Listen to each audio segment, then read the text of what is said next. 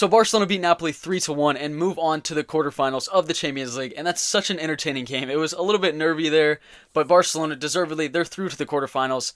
Very proud of the team, honestly. They definitely deserved it, and you just saw at the end how much it meant to them. Sergio Roberto coming on, and all the criticism that he receives to get the assist, to seal the win for Barcelona, it was just so great to see. And I had talked a lot before the game that Rafinha is not a left winger. I didn't want to see him played in that position, and within 16 minutes of the game, he had a goal and an assist from that area. Of course, that was so nice. And that ball to Fermin Lopez, Lewandowski did great to leave it. Fermin Lopez tucks it away. That was great from him. He had a couple chances in the game, but that just shows the player that he is. He's very dynamic. He makes a lot of great runs in the box, and that one, it worked out very well for him for his goal. I might have said that Rafinha actually got a goal, but he didn't. Of course, it hit the post, and then Cancelo followed it up. But Rafinha, I think he deserves so much praise for that performance because he's played on the side that he does not prefer playing, but he still made the most of it. He still found a way to impact the game, and he was working so hard for 80 minutes until he was taken off. That was an incredible performance from him, and he was one of the main reasons why Barcelona got the win today. Again, being played out of his favorite position.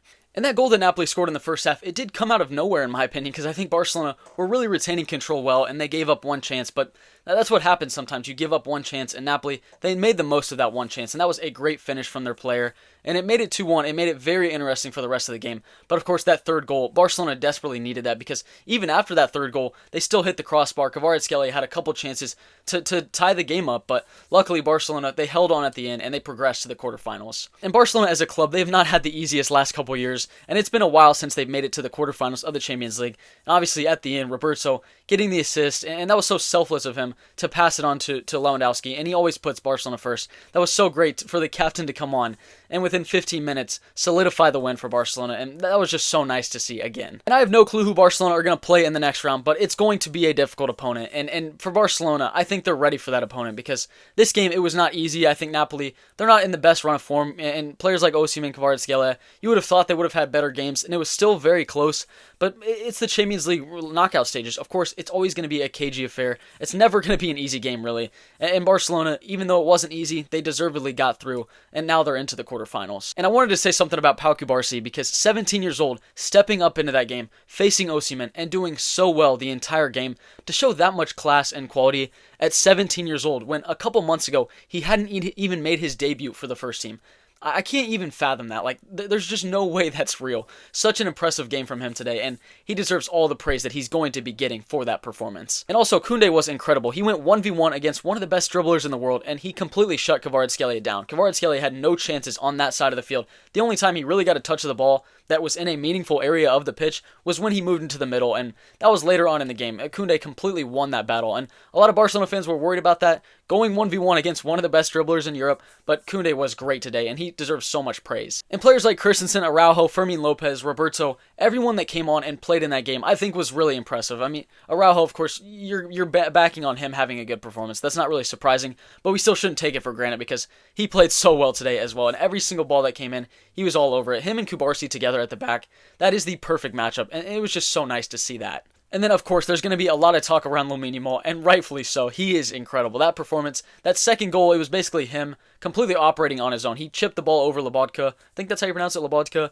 And just so class to show that. And to dribble the entire pitch, make the right pass to Rafinha. Of course, Rafinha's shot hit the post, and then Cancelo followed it up. It's just so exciting to watch Lamine Yamal. And I really do think he is Barcelona's best player right now, which is just crazy to say, but it's true. And did Xavi get this game right? I haven't went on Twitter, so I'm not sure what Barcelona fans think about that particularly, but I think the substitutes, I was a little bit worried when I saw Roberto and Oriol Romeu, because I felt Barcelona were getting a little bit overrun, so I would have liked to see someone like João Felix or Vitor Roque on the left, just to give Barcelona an outlet in behind, but an Oriol Romeu looked a little bit shaky, but Roberto, of course, came on and changed the game and solidified the win for Barcelona. So that was a great substitution right there. And for Xavi, I think it was huge. It was a big deal to start Fermin Lopez in this game, because it could have very easily been Sergio Roberto, and I think a lot of other coaches would have opted for the experience, but Fermin Lopez, he had a couple chances in that game, but he was making great runs. I think he was very influential. Sometimes his touches were maybe a little bit off, but that goal that he scored was great, and he was obviously very influential in this game for Barcelona. And it was very nice to see Xavi give him the start in such a big game. And a lot of Barcelona fans were so worried about Frenkie de Jong and Pedri missing this game.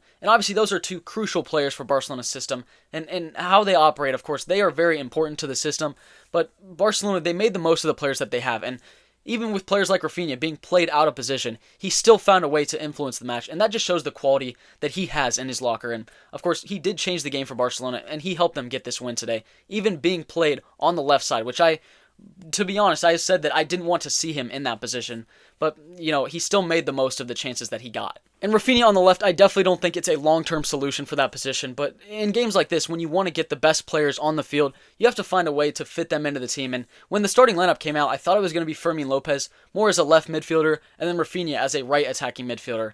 But it wasn't like that. Fermin was playing as an attacking midfielder, and Rafinha was on the left, and within 15 minutes, they had 2 goals, and that was largely due to what Rafinha was doing on the left side, and I felt very wrong about that. But then at some parts of the game, of course, you're not going to have 100% control of the entire game. I'm not really expecting that from Barcelona, but they did look a little bit off, like maybe if there was a true left winger there, and of course if Pedri and Frenkie de Jong were on the field, that maybe would have changed some things, but Christensen did great. Gundogan obviously was class, and then Roberto and Fermin Lopez when they were both on the field, incredible. And I do think Xavi got the lineup right, it seems, because Barcelona went on to win 3-1, and Napoli, it wasn't an easy team to go get a win against. And I would say this at the end of the video, but I'm going to say it now so I don't forget. My friend and I, we did make a Barcelona Discord. If you all would like to join it, I'm going to leave it in the description of this video, and of course it's also going to be in my bio on YouTube. But if you would all like to join and talk about Barcelona, that would be great as well. So I'll leave that in the description. And before this game, I just felt confident in Barcelona. I was excited for this game because it had been a really long time since Barcelona were in an important game like this in the knockout stage of the Champions League, and I felt confident in the team. I think this is a great batch of players. Even though things haven't gone their way for Barcelona this season, I still think you have more than enough quality on the field to get a result in this game against not the most informed Napoli. But of course, the next round is going to be against a very difficult opponent. It doesn't really matter who Barcelona draw because it's the quarterfinals of the Champions League. But these are the games that you want to be playing. And at the beginning of the season, these are the games that I expected Barcelona's squad to be playing in. And I will be honest, that game was very nerve-wracking. I think maybe people would see the box score and see that it's 3-1. But that game was anything but normal. I think Barcelona, they had so many chances to get scored on. But Napoli, they didn't make the most of them. Or Barcelona defender made a pretty good tackle at the end. And I think Barcelona, they were piling on the pressure offensively. They maybe could have had another goal here and there. But the most important thing right now is that Barcelona got the win, and deservedly so. I think they deserve to go through to the quarterfinals. And for Xavi, there were some very big decisions to make, and one of them being Inigo Martinez or Pau Cubarsí, which one was going to start alongside Ronald Araujo, and Xavi got that right because Cubarsí was incredible. I said before the game, I wouldn't mind if Cubarsí or Inigo Martinez would be starting. I would have rather preferred Cubarsí, and I think it worked out so well because Cubarsí is just so good on the ball. To be 17 years old and show that much class in a big game like this, that's just incredible. And Fermin Lopez, Lamine Yamal, Cubarsí, all 3 players from La Masia, that was just so nice to see them all on the field together and all playing so well. And the other big decision was, should Barcelona start with 3 attackers? Should they play with 4 midfielders? Should Sergio Roberto start, or Fermin Lopez start, or Rafinha start? It wasn't very clear-cut, but Xavi, he trusted Rafinha even being played out of position. And again, long-term, I don't want to see him being played in that position, but I take back my statement that if Rafinha plays as a left winger, Xavi should be fired because that's obviously not the case now. Rafinha with...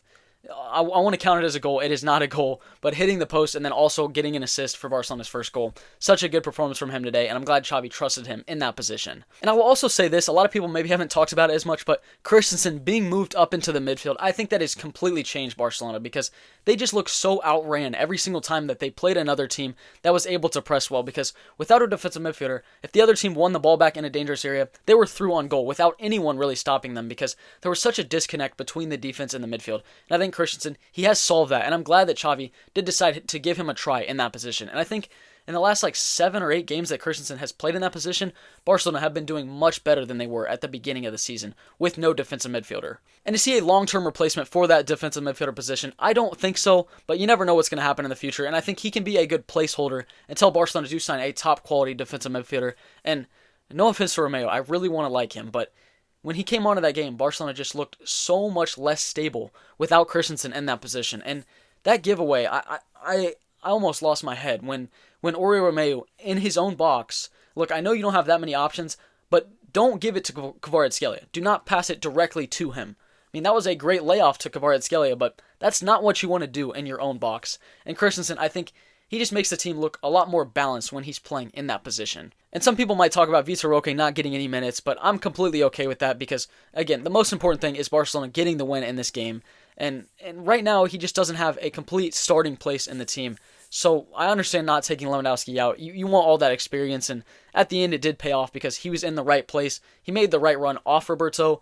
Obviously, it looks like an easy finish, but still, you have to be there to score that goal. And going into penalties, you would want Lewandowski, but I think Vitor Roque, if it would have went in extra time, he probably would have came onto the field at some point. And I think there were so many doubts about Barcelona before this game and all the injury problems that they've had this season, but you still cannot make excuses because they have more than enough quality to go far in this competition. And today they proved that they are able to get to the quarterfinals. And again, whoever they play next, it's not going to be an easy game, but you never know. Maybe Pedri will be back, maybe Frankie de Jong will be back, but even if those players aren't available for this game, they still have the players that are necessary to get results in big games. And no matter what happens in the next game of the Champions League, I'm still very happy with this result because I think for the future of the club, it was great to see Barcelona get through to the knockout stages, get further along in the knockout stages, because it's been a while since Barcelona have been successful in the Champions League. And of course, a lot of people are going to say to be successful, you have to win it. But I still think progressing every single round, that is progress. And for the long-term future of Barcelona, it was great to see Barcelona, with a squad filled with young players, get the result today. And a lot of people, including myself, sometimes question the direction that the board is taking the club.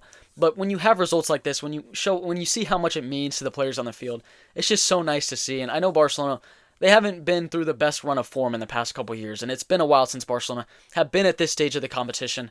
But it's just so nice for Barcelona to get a result in this big of a game, and especially with all the players on the field, you just saw how much it meant to them, and all of that was really nice to see. And for the performance overall, maybe you would have liked a little bit more control, but it's the round of 16 in the Champions League. I think anything could happen. They're always very cagey, and Napoli, they have some really good attackers. They have a good team overall, so I think it was never going to be an easy game for Barcelona.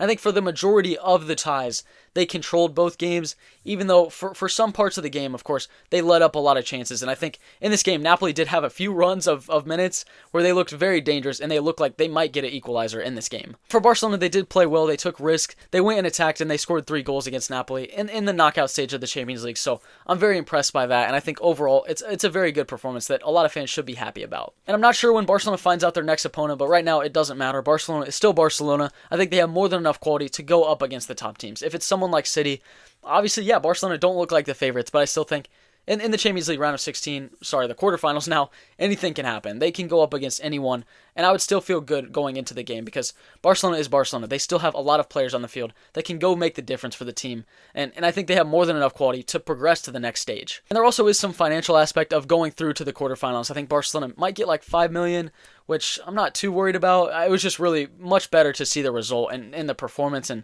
how much it meant to the players. Obviously, it's not about the financial situation, and maybe Barcelona can register another player in the summer, but 5 million in the grand scheme of things, that's not really that important. What's important is the young players and all of the Barcelona fans around the world seeing that Barcelona can progress in the quarterfinals of the Champions League and in the biggest knockout stages games of the season. And that was such an exciting game. And again, to see Roberto come onto the field as the captain of Barcelona and get a great pass from Gundogan to pass it, to square it to Lewandowski, to seal the win for Barcelona, that was so nice to see.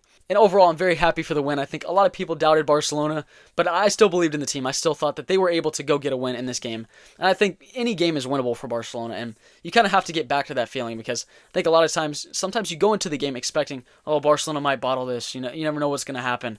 You can't go into a game like that. You have to be expecting that, Barcelona, they can compete with anyone, even if the squad is, maybe not as great as we would want it to. They still have more than enough players to get results in these types of games. And again, for the young players, for the future of Barcelona, that was so nice to see. And as always, thank you very much for watching my video. I'm very excited about the win. I think a lot of people are really excited about it. And Visca Barca, we're very glad to see that win. And for the long-term future of Barcelona, that was just so nice to see. And thank you all very much, and I hope you all have a great rest of your day.